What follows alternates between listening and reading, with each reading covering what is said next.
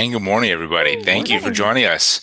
Today we have a really great special coming down, kind of topical, and basically what we're going to do today. And well, first off, it's Wednesday, and we're doing a little bit of a new format. We're trying to get a little more how-tos, a little more what we're working on more directly and directly impacting us. So today we're doing a really great Marianne and Megan and Justin, in particular, an amazing session today on multi-factor authentication for social networks. So just to kind of give you this before we get started diving into that, thank you for everyone watching these.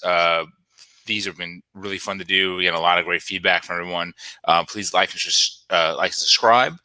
And so anyway, we've talked about multi-factor before, but why is this different? So I'm going to push it over to Marianne and let her get started on it.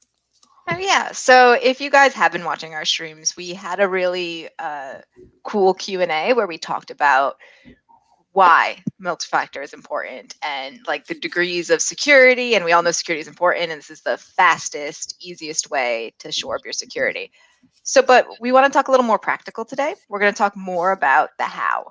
And we're going to do it specifically to social media accounts because we think it's a pretty relevant topic to get started. So, yeah, so before we start, we do want to put in our recommendations. So before you do any of your multi-factor authentication setup, we recommend using an authentication app instead of like a text message authentication. So here's a couple that we like to use. I actually have all four of those on my phone. That's an actual screenshot of my phone when it's asking. Yeah. We all do. I would recommend not using 4 at a time and selecting one, but being confusing. I've been trying a couple. So there actually are still just all on my phone. And actually, I wanted JP to talk a little bit about why we recommend this instead of the text message, which people are probably a little bit more used to. Yeah, the text messaging is not as secure for a couple of reasons. The biggest ones are, one, it's if somebody is targeting you specifically, and in like anti-phishing stuff, we call that whaling, when you're being targeted as someone. And this is especially if you are someone that handles finances or important documents for your company. One of the techniques is to target your social media to get information about you so that you can then use that to convince somebody else that, to wire money to someone else, or those things. So somebody that is targeting you specifically can use basically a way of redirecting text messages. Once they get your cell phone number, there's a way they can send you a text, and by viewing that text, get on your phone and do things, and it's not always the most secure. The other reason why it's not great is because there really isn't a backup for it. If you lose your phone or lose access to your phone, you don't have a way of getting text messages. You can't get into those accounts, and there is not any of the things that you do to set up backups for that then invite other people to be able to get access to that. Whereas the Authenticator apps, you can back up, you can use, and they're secure because it's a single code that you have that isn't, there's no way for anybody to intercept it. Right. It's a one-time password, basically based on time or just a bunch of different algorithms. So yeah, it's really important. And there's also other factors, SMS and, the SIM swapping and sort of like attacks. So we always use the Authenticator apps. They're much more secure. Actually, I think they're easier to use in some ways because you're not kind of waiting for the SMS message to come in. Yeah, actually, I agree. I think that SMS has been around, just text messaging codes has been around a long time. So I think when I'm first introducing it to people, a lot of people are like, oh yeah, my bank made me start doing that 5 years ago. But yeah, I think that once you download the app, go to the App Store or go to Google Play, find one of these applications, or if your job like requires a different one, that's okay too. But these are the ones we recommend. Download them. And I think it's super easy, and you can have them all in one place. And do just want to make clear, though, that if the only option available to you for something is the SMS option or no two-factor, use the SMS option. It's it's not unsafe. It's better than not having it. It's just the apps are more safe. Right. Yeah. I mean, and part of the reason of two-factor is it gives another barrier before people can get in. And it's always going to do that. It's just whether your barrier is a door lock or a deadbolt. That's right. Excellent. Okay, so let's get into the how. there are two ways. I've been working on this a lot for the past couple of days, just given recent events. And there are two main ways that you're going to see to set up. So the first one is a lot of things will ask you to set up MFA through your browser. This is one way that Facebook does it. So that's sort of the example I'm going to use. And we actually have a how to set up multi-factor authentication for Facebook article. So you can follow all the steps with screenshots and everything like that. When you set this up, they do have the option to do text messaging or Authenticator app. So again, pick the Authenticator app. And it's really easy. You can just go to your account settings, any social media that you do, account settings, security. They may have a specific login like Facebook does, or it might be under just like security or passwords or something like that. Right. Facebook is under login, and then it just says two-factor. We talk multi-factor because you can have more than two, but a lot of things will refer to it as two-factor. So what'll happen? When you click that, it'll bring up a QR code and a passcode. Now, this is a fake one that we set up. Feel free to scan that QR code. It's just going to take you to our website. And then you scan it with the Authenticator app. Open the Authenticator app, take your phone, scan it, and it'll just automatically start and set it up in your phone. So it's really the easiest way to do the QR code. The passcode is if you, for some reason, can't scan it. But really, that was like a, 16-digit code? No, it was more than that. It was like 32-digit code. Do the QR code, scan it with your phone. Yep. Yeah. So I mean, that's really the simplest way. And like, I'm sitting here going like, do I have to say more? No, it's super simple. You click, click, click, scan, and that's it. Yep. So that's if you have to do it on the browser. You can obviously do it on the browser on your phone too, but but it's better to just scan like this. And then a lot of applications, moving on, is that they do it just directly from your phone. So right. I don't know if you've, I've tried to post to like Instagram from my computer, can't do it. That's not a thing. So Instagram and Twitter as well, you set up two-factor only from your phone or device. So that's the example we're going to use. Under these, again, it's under Profile, Settings, Two-Factor Authentication. So you select the authentication option. Again, that's just they have the option to do the text, do authentication option. And then your phone itself will ask which app you want to use. So that was like that duo. I had multiple applications right there on the left. I picked the top one, and then it just automatically sets itself up with a code. It's going to pop up and say like, do you actually want to set up Twitter? And you go, yeah, set it up. And then it becomes one of these codes. These are also fake codes, but because it would be insecure for me to show you the real ones. But then it's going to have those numbers. And we talked about that a little bit in the last stream, where these are just rotating numbers. They're based on a formula. They're based on time. And it's always on your phone. It's just there and available. And you can just like long press to copy, go back to the app, paste, and that's it. It's actually super simple. Yeah, it's really easy. And, it's interesting. At first, it seems very hard to do. And it seems that it's like a real like pain, but the reality is it becomes muscle memory very quickly. And now at this point, I'm nervous logging into things that are not multi-factored. You start thinking about it like, whoa, I should probably protect this, or why is it not protected? That sort of thing.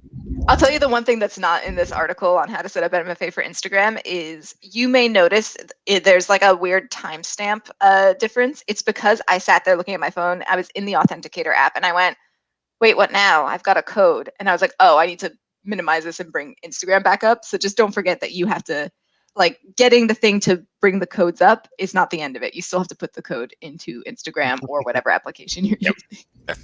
That's a good point, especially, exactly. Very true. And then that just verifies and you've got that code. So what happens after? The how-tos of every next time you're logging into things. So probably a lot of the applications will log you out of things when you set stuff up like this. So you may have to do it all one time. But generally what they do is you only have to do two-factor or multi-factor when you're signing into a new device. So when that happens, you'll input your username and password as always, and then there'll be a next screen and it'll say, give me this code. And then you go to your phone. If you bring up that list of codes again, you grab the correct one. I've also made that mistake. Sometimes I just type in the top one, and then I'm like, of course, that's it. It's app specific. So type in the correct one. It does change with time, and that's it. Seriously, that's it. Very cool. I put it in my instructions here. Then give yourself a pat on the back. I think You did it. I have one question as a user, and before I came to Valiant, I know I was like, I just assumed like my social media accounts can't be that valuable. Probably no one's going to try to hack. So I guess my only question, and for my fellow users who might think that way, what do you have to say to that? How does hacking actually work on that end? It's everybody thinks that like I don't have anything important, nobody wants it, but somebody wants it, or they just don't know that they want it or want to check it. It's like locking your car in a parking lot.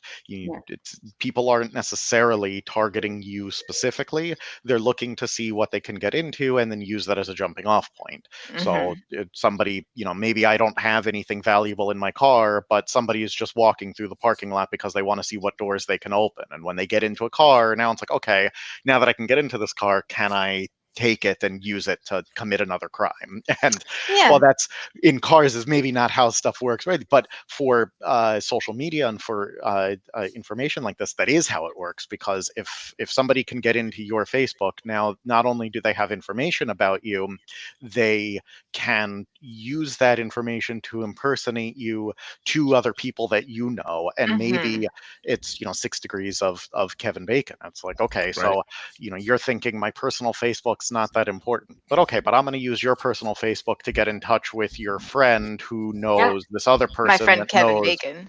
Right, exactly. And then now I've gotten Kevin Bacon's information, and I'm asking people to send me money so that I can make a remake of Footloose. And oh yeah, I would do it. If Kevin Bacon reached out to you and said, "Send me money," you would totally do it. You would totally do it. Yes. And that's how. And putting in two-factor is just a really easy way to stop that, because even if somebody even if they get your password, it stops them from being able to get in with just that. There's something else that they need to do. Well, also, like you said, they can use your information. So let's talk what information is actually on there. Is your email, your contacts. If it is a business account, you've got some business information in there. And if they can like reset your password or use that to get to into your email account, and then what can you reset from your email account? Your bank account. So there's a lot of stuff.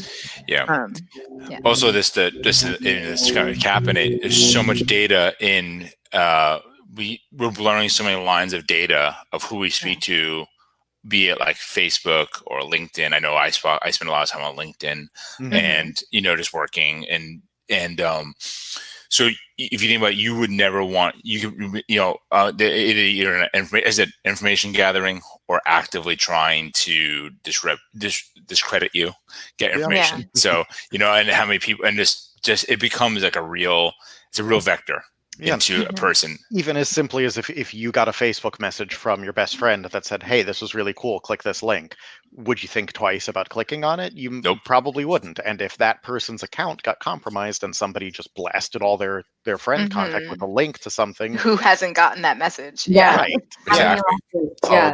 That even little things like that, it's not necessarily that you have anything specific valuable, but the fact that you have an account, your account is valuable in itself. Well, you have an account. Sorry, Mary, go ahead. Oh, I was just going to say, so, I mean, that is at the very, like, everyone's information is valuable, but let's also talk, businesses have social media accounts. So, you've got your reputation, you may be, adding clients or having any of that stuff. So, yeah, I mean, it's also important for business and personal. It really is. It's blurred and it's all together, and now and work from home has now made it even more so. So very true. So I think this is a great how-to. We're going to put some links up on our site. We have the original MFA how-to. Mary, is there anything else that everyone should know about this? Just kind of like put pin in it, or honestly, it's so simple. It gives you like an exponential amount of extra security. Just do it. Right. And also we talk specifically about, we have 3 articles that are ready to go step by step, how to set up multi-factor for Twitter, Facebook, and Instagram. but obviously people have other stuff. If you're doing like Snapchat videos, set that up too. You know, everything should, if it can have two-factor, which most major social media and not social media can, Right. set it up. Right, exactly. I think we'll throw about a link on our site as well. There's a great website that aggregates the two-factor for multiple sites. I was just thinking about it. Just We should have two-factor.org. looking for that one. Yeah. The one that I use or I have used is twofactoroff.org. Yep. Yep. That's it. Marianne just posted it internally. Oh no, I put it in the private chat. So. Yeah. So it's two-factor off, spelled out TWO, factor AUTH .org, and that is just got a list broken down by like different categories, different stuff, and it'll just tell you if it supports multi-factor and what kinds. And yeah, I was looking at that too, because it was like, if I'm going to be making more of this, they say which ones support with the application, the authentication application, because some still do text message, but you can see it on there. Cool. It's pretty cool. So yeah, we're going to put a lot of that information. We're going to publish a blog post today. So if you follow our site and our blog, check that out, thevaliantway.com. All right. Yeah. Very cool. Awesome. So we'll get that all out there. We'll throw it out, and please like and subscribe. We're on LinkedIn, we're on Facebook, we're on YouTube, we're a bunch all over the place. We want to get that information out, get people to be safe and more functional while we're kind of in this new normal. And we actually have a super awesome one coming up next week on Microsoft Teams Spring 2020.